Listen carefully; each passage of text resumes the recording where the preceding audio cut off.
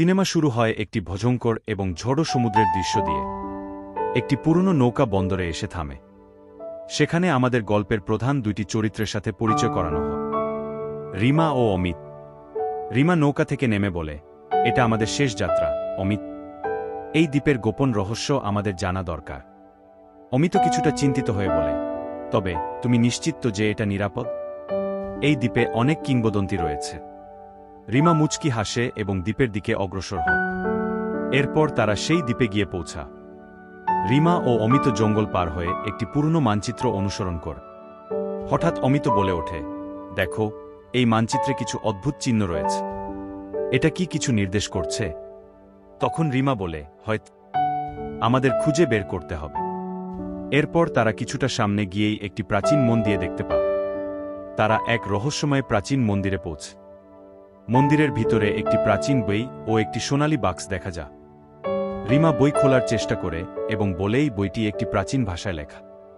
কিছু একটা মনে হচ্ছে। তখন অমিত বাক্সের দিকে ইঙ্গিত করে বলে, এই বাক্সটি দেখে মনে হচ্ছে এটা গুরুত্বপূর্ণ কিছু। বাক্স খুললে একটি পুরনো চিহ্ন ও একটি ম্যাপ বের হয়। এরপর তারা সেই ম্যাপ অনুসরণ করতে করতে দ্বীপের একদম শেষ প্রান্তে পৌঁছা। রিমা ও অমিত ম্যাপ অনুসরণ করে দ্বীপের একটি গুহায় পৌঁছে। গুহার মধ্যে এক অজ্ঞাত পরিচয় ব্যক্তি তাদের অপেক্ষা করছে। লোকটির নাম বয়েড।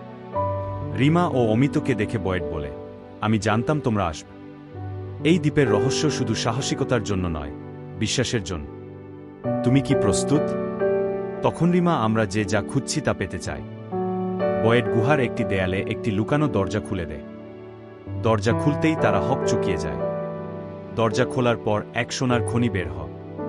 বয়েড বলে, এই দ্বীপের সত্যিকারের সৌন্দর্য। এটি সোনার নয়, কিন্তু প্রকৃতির শক্তি। তুমি যা খুঁজছ তা এখানে রয়েছে, জ্ঞান ও সাহ। তখন রিমা বলে, তুমি ঠিক বলেছ। এই অভিজ্ঞতা আমাদের জীবনের সবচেয়ে বড় সম্পদ। অমিত বলে, আসলে আমরা শিখেছি প্রকৃতি ও সাহসিকতার মূল। আমরা এবার ফিরে যা। এরপর তারা দ্বীপ থেকে বিদায় নিয়ে নৌকায় ফিরে আসে। রিমা ও অমিত সমুদ্রের নৌকা ফিরে আসে। রিমা বলে, এটি একটি নতুন অধ্যায়ের শুরু। আমাদের অভিজ্ঞতা আমাদের পরিবর্তন করেছে।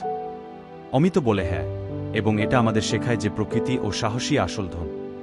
দ্বীপের রহস্য এখনও খোলাসা হয়নি, কিন্তু সাহসিকতার পথে চলা অব্যাহত।